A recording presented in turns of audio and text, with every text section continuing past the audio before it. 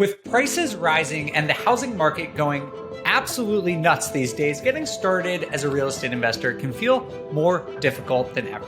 But there are still great deals to be had, and today I am going to talk about a whole bunch of markets where you can get started in real estate investing for around $15,000. And I have a free giveaway for you, so make sure to check that out in the description below.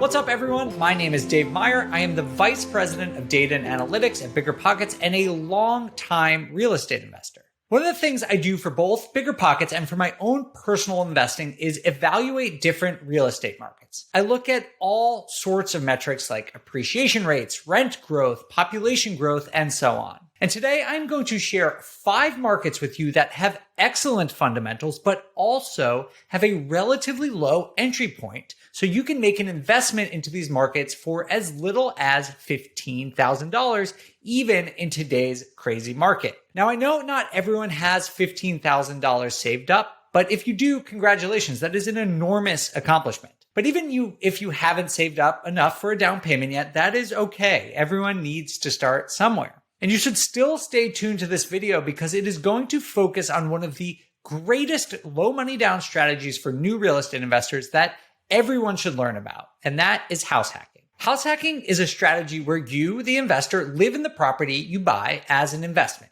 and this can come in 2 formats. The first version of house hacking is where you purchase a single family home, you live in 1 bedroom, and you rent out the other 2 bedrooms to friends or tenants that you screen through a normal screening process. The second version of house hacking is where you buy a duplex, a triplex, or a quadplex, you live in 1 unit, and then you rent out the rest. Now, the reason house hacking is so powerful is because it takes advantage of financing options that are only available for owner-occupied properties. So that is really key here. To utilize this low money down strategy, you must live in the property. One of the financing options available to owner occupants is called an FHA loan. And this type of loan allows borrowers to put as little as 3.5% down on a property that has up to 4 units, which is why I said you could buy up to a fourplex using this strategy. And let me just reiterate this all again because I really want to hammer this home. This point really demonstrates why house hacking is such a powerful strategy. You can buy a 4-unit building and put as little as 3.5% down as long as you live in the property. I hope you can see now why house hacking is such a popular way to get started. Personally, I house hacked for several years, and it was an awesome way for a newbie investor to get started and to learn. Because not only does it allow for low money down investing, which is really helpful for new investors, but living in the property makes for a really good training ground for managing a property and learning the craft of being a landlord. So when we talk about investing for $15,000 or lower, what I am really talking about here is the house hacking strategy and putting as little as 3.5% down. Of course, the down payment is not the only money you need to bring to the table for a new investment. You also need to cover closing costs, and you'll need cash reserves. That's money you have saved in case something goes wrong at the property, like you need to fix a sink or a water heater, whatever. Closing costs tend to range from 3 to 5% of the total loan amount, but if you are diligent and apply for credits and discounts, you can actually land on the lower end of that spectrum. And for the purposes of this video, I'm going to assume 3% of the loan price for your down payment. For cash reserves, though, it really depends. It's harder to nail down. It depends on the condition of the property. If the property is in great shape, you can keep less reserves. But if your property needs repairs, you should be more conservative. For the purposes of this video, I'm going to estimate keeping 2% cash reserves on hand at the time of purchase. Now, over time, as you generate cash flow, I would recommend building up that reserve from 2% to maybe 5% because I am assuming that you are finding a property that is in good condition and won't need immediate repairs. All right, so those are our criteria for picking the 5 markets. We need the down payment, the closing costs, and our cash reserve to be at $15,000 or less. And actually, when I did this analysis, I found 20 great markets. And if you want to download a spreadsheet with all 20 markets with rent data, price data, all sorts of great information, you can do that entirely for free on BiggerPockets.com. There is a link in the description below, so make sure to get your hands on that. It is a great list of markets, and it is truly, really no strings attached, free. It's a gift from me and BiggerPockets to you. But let's get back to our list. Of those 20 markets that I found when doing our analysis, I picked 5 that have performed extremely well over the last several years and, at least in my opinion, are poised to see continued success in the coming years. And I should mention that the 5 markets I'm about to name in a second are in no particular order. They're all good markets and they offer different pros and cons, which I'm going to get into. So with no further ado, let's get to the 5 markets I recommend for investing in right now if you want to invest for $15,000 or less. First on our list is Oklahoma City. OKC has seen a population explosion from 2010 to 2019, according to census data, with 12% population growth in those 10 years. That is by far the best of any city on our list. Just as a side note, growing population bodes well for the housing market of a city because it offers a steady increase in demand. In addition to a growing city, Oklahoma City has averaged 8% home price growth over the last 3 years. And there's a reason I'm looking at the last 3 years. You know, it is tempting to look at the last year and say, oh, everything is going up 20% or 30%. But this is a very strange and not really a healthy housing market. So when I'm looking at different prospects for cities, I am deliberately choosing to look back 3 years and take what is known as the compound annual growth rate of price appreciation.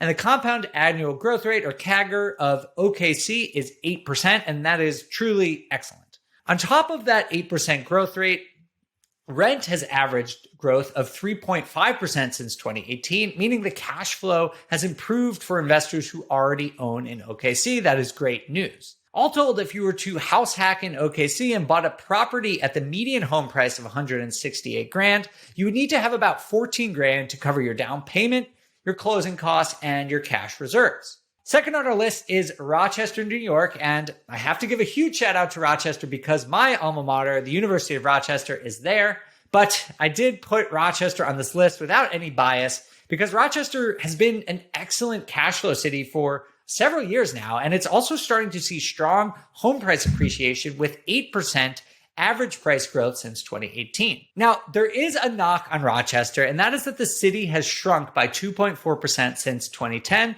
but that doesn't seem to have hurt investing prospects, at least yet. And rent has actually gone up on average 5.3% over the last 3 years and is up 11% over just the same time last year. If you want a house hack in Rochester and put 3.5% down, you would need to bring about $13,500 to the table, which is the second lowest amount on our list. Plus, if you house hack in Rochester, you can eat all the garbage plates you want. And I'm sure not a lot of people know what a garbage place is. You should look it up. Go Google it after this video. But it sounds gross. I know you're going to think it's super weird, but I promise you they are absolutely life-changing in a very good way. Third on our list is Memphis, Tennessee, which offers the lowest entry point of any list.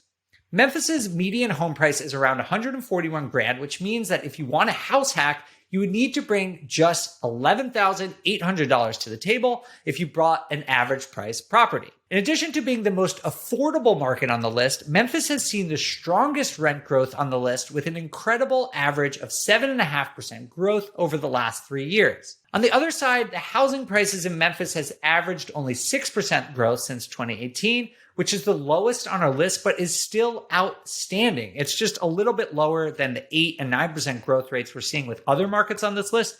But remember, I purposely picked the best of the best. So 6% is still outstanding, and you should be very happy with something like that. It's worth noting that Memphis isn't a growing city. The population has basically stayed flat over the course of the last decade, but that doesn't appear to be hampering Memphis's growth in other metrics as of now. Next on our list is Little Rock, Arkansas, which is the most expensive market on the list with an average property price of $179,000 as of July 2021. That said, you can still get into the average price property in Little Rock for almost exactly $15,000. And I cheated a little bit on this one. It's $15,010, but it's a really good market and I wanted to put it in. What I like about Little Rock is that it offers strong performance all around. It's grown 2% in terms of population over the last decade. It has an average rent growth of 4.3%, and it has average home price appreciation of 8.8% since 2018.